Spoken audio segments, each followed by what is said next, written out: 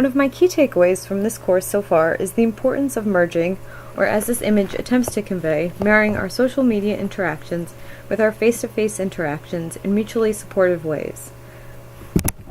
For this project, I am going to look at how an in-person support group can integrate its discussions with an online support group to build a better learning experience for those in both communities. There are many benefits to an in-person support group, including learning new information and sharing of experiences. A local support group tends to be more heterogeneous, and the members can discuss local issues and resources. For example, at a celiac disease support group, members could discuss local restaurants offering gluten-free food.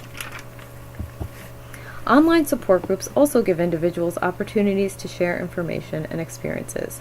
However, as Rogers and Chen observe, online support groups can attract individuals with diverse backgrounds who live in different geographic locations. For this project, I specifically wanted to use Daily Strength as the online component. It is an attractive social media platform with many opportunities for individuals to interact, and individuals can participate in several health groups, as you can see on the right. This is important since many chronic diseases have comorbidities. As I noted earlier in our class discussion, things on the celiac disease board are not exactly poppin'. There are only a few hundred members involved. However, as we learned in class, this lack of interaction is often not a result of issues inherent in the technology, but participation may be enhanced by other factors and activities. So while Daily Strength looks like a dud, I saw this less as a failure of the website and more of an opportunity to build something. My idea is to start my activity with the in-person support group. Let's say the support group meets twice per month.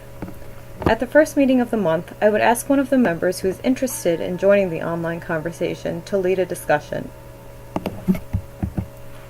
He or she would choose one of the daily support members in need, shown here, and bring one of their issues to the meeting for discussion. We would allot 20 minutes of group time to discussing the issue. After discussion, the leader would post a reply on behalf of the group on the website, but would also encourage group members in the in-person support group to log on and continue the conversation. The conversation online would occur for the next 2 or 3 weeks. At the end of the month in-person support group meeting, the leader can present the conversation replies to the in-person support group. This illustration shows the multiple points for support and ideas and how they are transferred during this activity. This will encourage, or so I hope, this will encourage members of the in-person support group to interact with individuals who are only online, and allow them to provide and attain further support from members of the in-person support group who choose to interact online as well. Members of the online community will receive replies to their inquiries and will be encouraged to continue to post and participate more since they are receiving responses. Members of both groups can receive diverse opinions and ideas about how to solve a problem. The shared goal of solving a problem can build social capital in both groups and lead to a greater sense of community. And both participants can learn through the creation of knowledge, both types of participants. So these are things I hope will happen. I'm not necessarily saying they are guaranteed.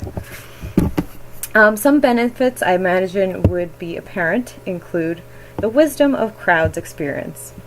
In the Siemens article, he quotes Karen Stevenson. She says, "Experience has long been considered the best teacher of knowledge. Since we cannot experience everything, other people's experiences, and hence other people, become the surrogate for knowledge. In my scenario, the exposure to varied experiences for both groups increases, and therefore, hopefully, the knowledge will increase. There is an advantage of both strong and weak ties for people in the in-person support group.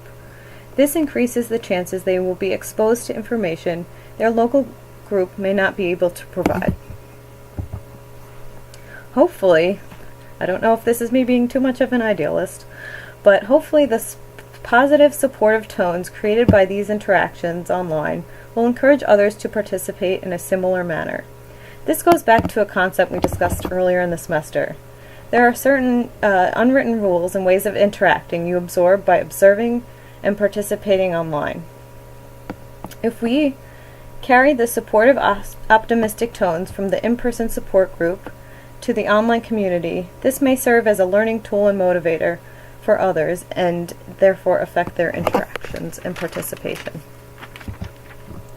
A few immediate concerns I had include, although there are many forms of communication on the Daily Strength website, it does not appear that video is allowed, thereby reducing the potential psychosocial benefits of an enhanced interaction. Secondly, people might be looking for a quick response, and this process may take some time. And then finally, maybe some people who are part of the in-person support group are not interested in participating online. All this participation could be overwhelming. And finally, none of this is guaranteed to work. So it is good to keep an open mind. Best we can do is line up our variables in strategic ways and maintain a critical awareness of how interactions unfold and adapt accordingly.